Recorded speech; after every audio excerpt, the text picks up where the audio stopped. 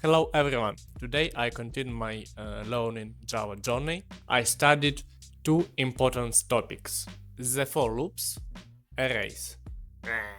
First, I explain the theory, then we will solve two small problems. These problems help understand how array and loops work together. Okay, let's start. What is a for loop? A for loop is used when we want to repeat an action many times. Now, for example, if we want to print number from 1 to 5, we could write 1, 2, 3, 4, 5. But this will be repetitive. Instead, we use a loop. Example, for int e equals 0, e minus 5, e plus plus, system out print I. Let's understand how this works. Part 1. Initialization into I equals 0. Here we created a variable I. Here we created a variable I. This variable is called a counter. The loop starts from 0. Part 2. Conditional. This means the loop continues while I is less than 5. When I become 5, the loop stops. Part 3. Increments. This means increase by 1 every time, so values will be 0, 1, 2, 3, 4. This the loop stops. But this was a really difficult topic for me. I couldn't figure it out for a month. For example, we saw Stack Overflow.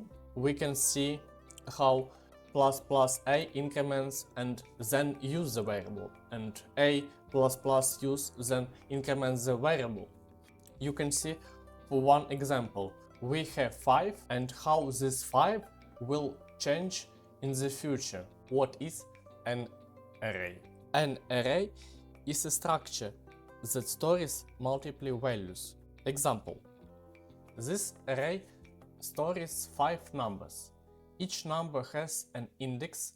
Indexes always start from 0. So the array looks like this. For example, index 1 is a 5 or 0 is a 2. To access element we use the index. Example, this prints 2 because index 0 contains number 2. Task 1. Count even numbers. Okay, let's go to IntelliJ IDEA and now let's solve the first task. We have an array 2, 5, 8, 11, 14. We need to count how many even numbers are in the array. Even numbers are numbers divisible by 2. Example of even numbers 2, 4, 6, 8, 10. Step 1. Created counter. First, we created a variable to count even number, int even count 0.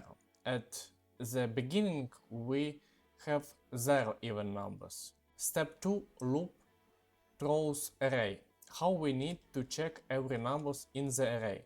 We used a for loop. Here, r point length means the size of the array. Our array has 5 elements, so the loop runs 5 times. Step 3. Check if number is even. Inside the loop we check. Explanation. %2 means remainder after division by 2. Example, 8% equals 0. If remainder is 0, the number is even. Step 4. Increase counter. If the number is even count plus plus, we increase the counter. Full solution is this. Output even number 3. Even numbers are 2, 8, 14. I hope you understand. If you don't understand my explanation, please write me in a comments, because I too am like an oak tree. Task 2. check if array contains number. Now, second task.